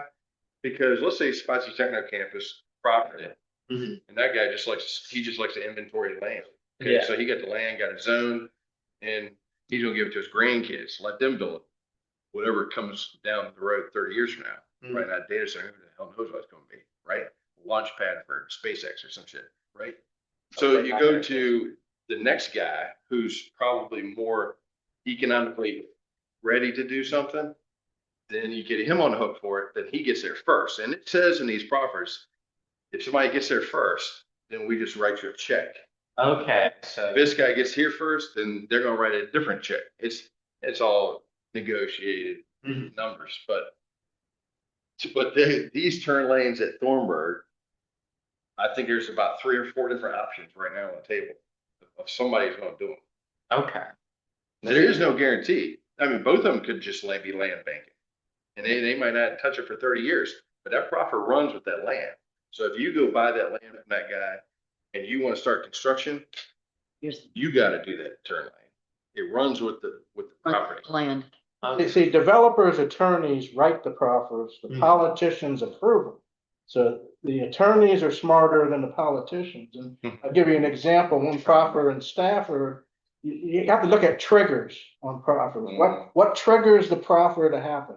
So in Stafford, in 2003, they approved a trigger, said once the cemetery averages 10 funerals a day, then they'll do road improvement. Oh my God, that's a nice. So that trigger will never be pulled. No. So what's It's a bogus proffer. So you got to watch out for I don't know the specifics. We'd have to go back and read them. But like, for instance, on that zoning also, they're supposed to put a light at Hickory Ridge Road and Route 1. Okay, and it says based on the trigger, okay, it's got to be a certain traffic count. Well, they won't let them use Hickory Ridge Road for the development. So therefore the traffic will never increase on Hickory Ridge Road and will never trigger the light. So it may never get built. So, but it's in the proffers. Yeah. Oh, and it makes it look like it's good, but technically the trigger might never ever get triggered. So they write them like that deliberately, and it drives me nuts because you can't plan anything. So that would almost be an argument for us knowing the certainty. I mean, you could, and let me tell you, this project is about increasing the left-hand turn lane, the left turn lane capacity. Route 1 south onto 606 to the interstate. That's what this is. And I think Paul's got it in the system because he's thinking he's going to be the first one there. Somebody's got to be the first one there because we need it. Okay, it's kind of happening sooner than later. All right. Okay. So Paul's fighting it from the county side, trying to get funding through Smart Scale. You got 2 or 3 different proffers doing it, and nobody really doing anything. Right. Well, the question is, do we want to do something about it? The question is, And- question on the motion's on the floor. Yeah. We will take it. Seconded, are we ready for a I think vote? we're there. Yeah. Okay, all in favor? Alright, Can I get a hand raise real quick? I'm gonna vote no, just out of my principle. I got 1, 2, Be contrarian. We're voting Want to move. This is for number. number 2, Route Number 1, two. South Roxbury Mill Road to Route 608 of the FAMPO list. how many nays do we have? We had, well, I counted what, 4, how many? this is Roxbury Mill vote, right? Do you Yes. have the yays? Yeah, Okay, I have three. 4 yays. We have 4 yays. Yeah. And now we're doing the noes. Nay. Motion fails. The motion failed. Okay, so I make a motion that we put the level shop road, the 208 levels, corridor study. I'll second. For 2. Number 2, weren't we talking about Warrington? If this was a real action, I would put it at number 1. But what, I'm confused. I mean, I'm not I was confused. trying to be a regional steward for years of road. Wait, hold on a second. Second, and back to Warrington Road okay, sorry. Just real quick, I want to make sure we have a motion on the floor, and this is for number 2, for Route 208 pipeline study corridor improvements levels road. Is that Courthouse correct? Second, yeah. And it's been, okay, thank you. Tough question. So if it's this study, it's not an actual improvement yet. Oh, no. This is just to pay for the study. No. So, pipeline study has been done, concluded. They've done engineering, design, sketch work. Basically, what they do is they put out a huge very, very focused study that is basically VDOT and jurisdiction staff. To basically say, this is our area, these are the treatments we're recommending. We've been working with the consultants to do some of the design and engineering, and this is the best thing that we have before we actually start getting to, I think, full design and laying asphalt. Like, this is going to be ready to go in a couple of years. I was relying on. So sorry. And that is not. That is indicative of what it's actually- that is the official names on the applications. I literally, like, I'm finished with my discussion. Can we vote? Ready to We'll vote? wait for Rupert back, come back so you can vote now. I think we should wait. Can we sidebar conversation while we're waiting? you can have a discussion, yes. You guys want to talk about number 3? Wilmington Road. Yeah. That would be mine, and then Route 1 at Roxbury, number 4. Okay. Anyone else got an opinion on that? Let's wait till. I'll go with it. No, we just want to gain that one. Warrenton Road is number 1, right? Then we're voting now for the pipeline study as number 2. Yep. Then No, Garrisonville. Oh, sorry, Garrisonville. Road is Okay. one. And then Warrenton Road is south on 17, right? Up the Yeah, highway. then number 2 is gonna be the pipeline, 208 pipeline study. Okay. And then that's the motion that's on the floor. And when, after we vote on that, then we'll hear another motion for number 3. We just have it all Oh, together. no. We're Because we have a motion on the No, floor. we got a motion on the Yeah. No, this is not actually on Already the one other of them. side of the highway. This All right, I'll substitute. This Plantation Drive, Litchfield Boulevard, International Parkway, that's all north of the highway. yeah, Linfield. Yes. Linfield is south. Y'all wanna So take it's just both sides of the break? highway. Yeah. That's probably a good idea. What? Take a few minute break? Yeah. While we wait. This is like the most fun I've had in one of these. Yeah, Yeah, it was awesome. That was a long time. The minute. I knew y'all were gonna have fun with this. I got it. It was like discussion. And I was like, no, that- I'm tracking. Just like negotiate. I used the gavel Yeah, to, and I it, enjoyed that. Okay. So the stuff in the middle so is all. for the Warrenton Road thing, the only improvement south of the highway is gonna be that Linden Drive intersection. Yeah. No. Does that tie in with the outlook Okay. provided to us? Daughter's coming For that. up after this one, but, But then there you go, yeah. The lane looks like it continues, it only goes 50 feet past the intersection. I don't, I'll tell you all. Okay, so. Okay. I would have to double check, but I don't think there's a Okay. lane extension there. We have a motion on the floor, been seconded it, and the motion is to look at Route 208 pipeline study, corridor improvements, at Levels Road. Ready for the vote. All in favor? All opposed? Motion carries. We have, okay, the next one is number 3. Motion for, Warrenton Road 3 and Roxbury 4. Okay, we have a motion. Second. Second. Oh, wait. All in favor? Aye. Opposed? Motion passes. All right, we done with that exercise? Guys, I'll say y'all had wonderful symmetry because you had Spotsylvania 1 and 3 on GWRC with Stafford being 2. And then on FAMPO, it was the inverse with Stafford being 1 and 3 and Spotsylvania being 2. So good job balancing. Yeah. So. Okay, And we roll. next item is 7 D, complete streets, plan and summary. So real quick, the summary is that this plan is about to be released for public comment at the next policy committee meeting. So public comment will run through July before we have our hearings for it in August. So if you want to read a document during your summer vacation, please feel free. They've made some minor changes as referred to in the TAC. So section 6 is where those changes occur predominantly. So if you have any questions, let me know. They've also made a couple of tweaks to maps and color designs as well. So we'll come back to y'all for an action item in August, but here's your summary reading. Okay. So that's all I have. Next item is 7. Sure.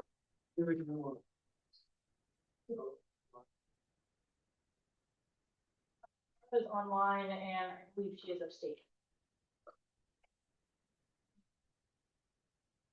Apologies, Tamara, I should. Yeah. Eugene's a rock star at following up on it. See, I would have forgotten. I'll be like, oh crap, there's people online, but Yeah, I'm sorry, Tamara. yeah, it's hard. That was going to be hard for online. So Okay, the next item on the agenda is 7E, VDOT update pages, yeah, which we click on kind of already. VDOT, click on it real quick because I just want to make sure that y'all were pointing because this was kind of interesting because I didn't know where to put it on the agenda.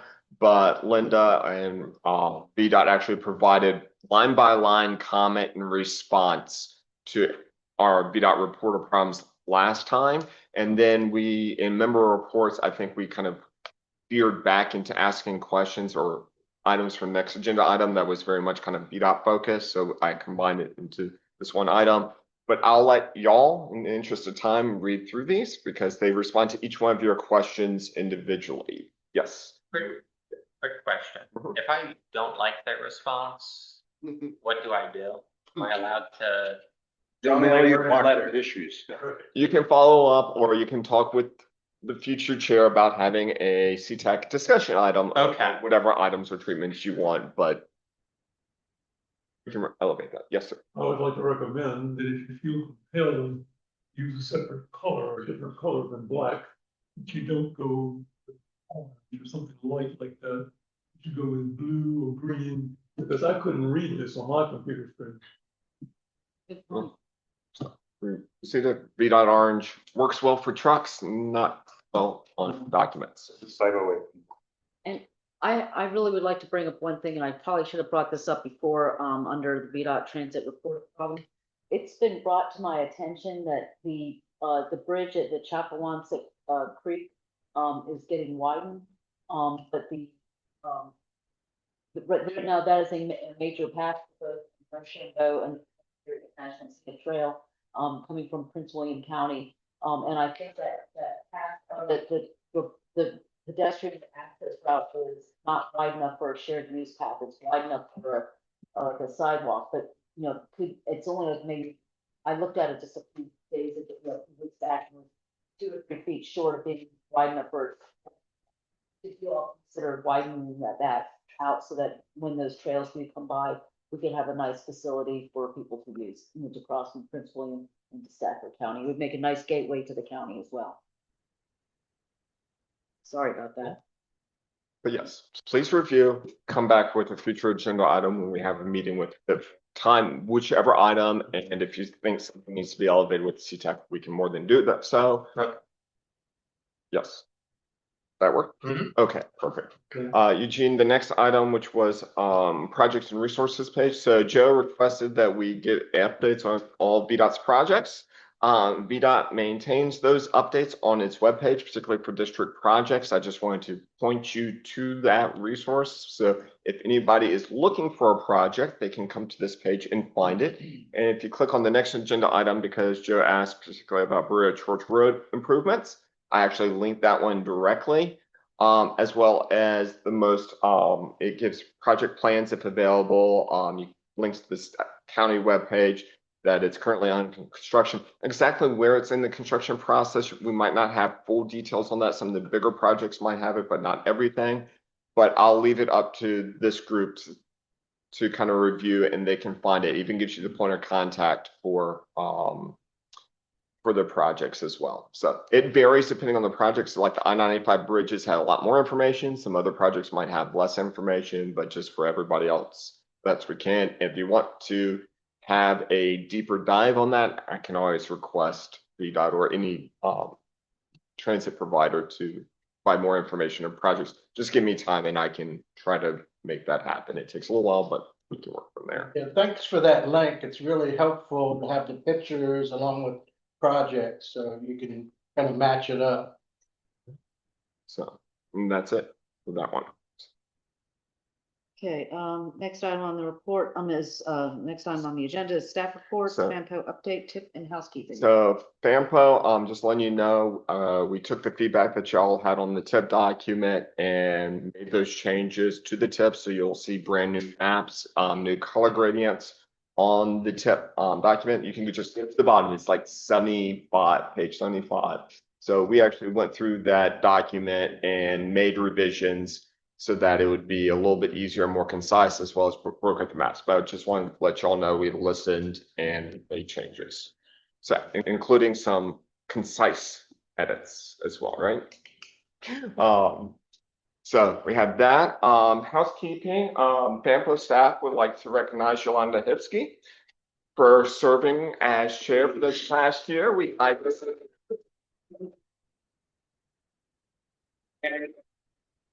Feel free, this is a party for the outgoing chair, and that's the reason we have all the streamers and balloons and party hats. So feel free to take it, and it's not completely associated that all my kids are born in May and June. So I have a lot of these items, so yes.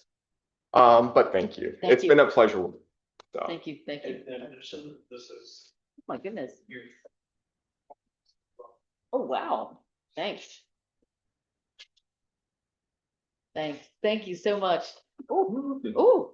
And it says Love Stafford on it.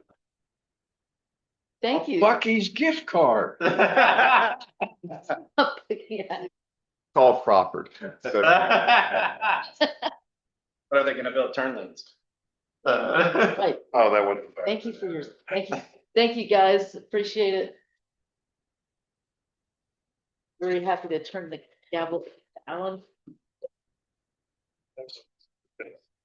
real quick, FAMPO TAC and policy committees met. So the policy committee meeting was last May, but I'll go over TAC. There was a long discussion of kind of the constrained long range plan and the long range transportation plan that we're going to be doing for the next year and a half coming up, as well as opening call for projects. There's a lot of housekeeping, basically trying to get all the projects in that we need to get in at the end of June before we go on our highest, because meetings in July. So there was a lot of that action.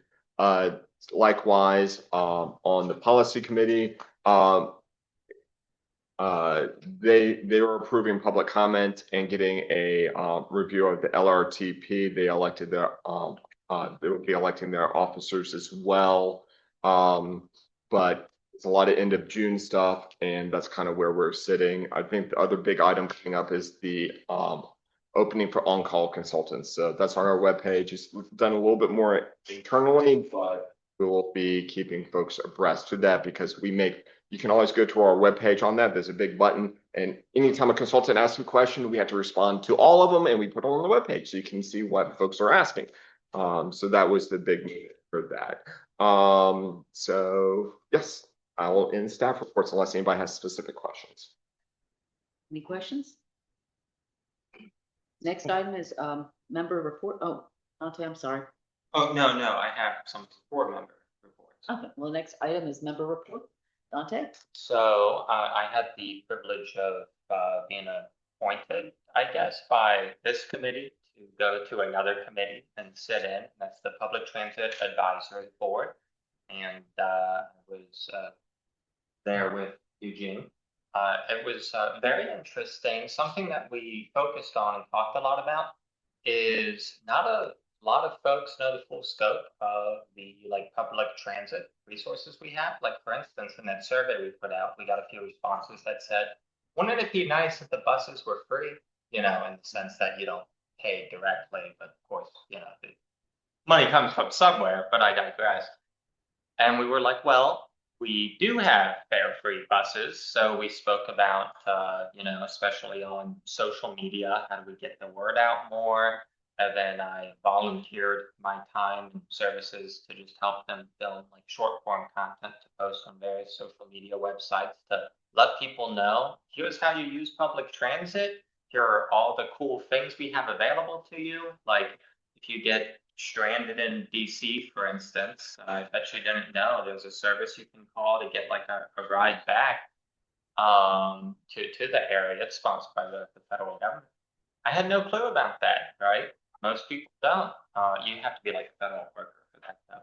So we're gonna be just getting the word out, working on that. Cool. Excellent. Transit's dear to my heart. I have, you done? Mm-hmm. Okay. Can I get that map put on the screen? Okay, great. Okay, this is, can I use your mouse? Here, work. Okay, so this is a new comprehensive plan proposed in Stafford. And I don't have that schedule. I emailed you the meeting date. Yeah, do you have the email? We can pull up, we have it in. Well, I'll do it at the end. Okay, well, anyway, they changed this this outer connector plan. Instead of coming through like this, which went through like 4 subdivisions, they proposed it another river crossing coming over here like this. And previously, the corridor 1 river crossing went and crossed Holly Corner Road right here and came down, but a subdivision built $1.2 million houses was built here. So so they moved, they decided to put it over here. I don't know where this map came from, but there's the benefits to this is that this area here has expired proffer, but it's in the comp plan, so it's required to have the right of way available. There's also proffer here at Centerport for that connection. And over here, most of this land was deeded to Mary Washington College for some reason. And I think it was so that they didn't have to pay taxes on it, but there's some kind of clause where it's going to be deeded back to the developer. So I'm going to look into that because the county lost a lot of tax revenue from that. But anyway, the land is basically owned all the way to here from this section. Then Vulcan Quarry is here. So if the quarry starts operation, it can actually have a connection here and get the cheap rock right next to the road. So that could be a benefit to cut down on costs. But I don't know anything about this side of the impacts, but I just wanted to show you that this plan exists. And it's coming to, I think, public hearing on Monday and at Stafford High School, I believe. And next week, it's going to be a public meeting in, I think, Carl Lewis Center, which is over in here somewhere. The important part is that the Stafford County is having a public meeting for its comprehensive plan, which includes changes to how it's having roadways and potential corridors on it. I think Joe's highlighting that the outer connector, which has been on various plans and different iterations, is now having changes, particularly in the western area of the county. And yeah, the dates on it are in the email that we have forwarded. I just don't know them off the top of my head. But they're coming up soon within the next couple of weeks. So pay attention to Stafford. This is where they're changing the corridor that you mentioned from the 90s. Yeah, Earlier. Yeah, they moved it over here. Actually, in the current plan, it actually comes through here like this, and it didn't make any sense because it went over 3 or 4 subdivisions. And those subdivisions were new, so those houses were pretty expensive. So, but here it's not going to impact that many houses, and it has that potential. Like I said, the quarry is here, and this land is currently owned by the Mary Washington College, but or university. It's going to be switched back to the developer, and there is some kind of proffer amendment. So there's probably going to be a proffer for the right of way, is my guess. So I got, mixed feelings on it. I just wanted to put it out there so everybody knows there is another river crossing proposal. And I believe this would be better for a bypass than try to, how do I get rid of that? Okay, and anyway, and I wanted to say, the river crossing isn't just here, okay? It's actually a road proposed that goes all the way up to Garrisonville Road, using existing roads. And so the situation is, there's a lot of backward C traffic involved. So what happens is, like, someone here has to go to 95 or Route 1, come down the center port here, so they're making this backward C motion. And the same with here on 17, they're coming from here, and they go down to Route 3, so these backward C motions are longer routes. So the longer route, like this route here going from here to here, might be 6 miles. So Joe, when's the meeting gonna be? All night. It's on my email. Okay. Sure. So everybody, that's what we should do, is all look at, get more information online about this and Okay, but think, all right. Anyways, other member reports? Future agenda items are completed streets adoption, as well as we're gonna eventually have a regional transit discussion with RC. And so, Yep, and say streets for all. So with that, To adjourn, Okay. be there. all in favor? Aye. All right. Last. you survived. Amazing how quickly, that, Kind of slides right in.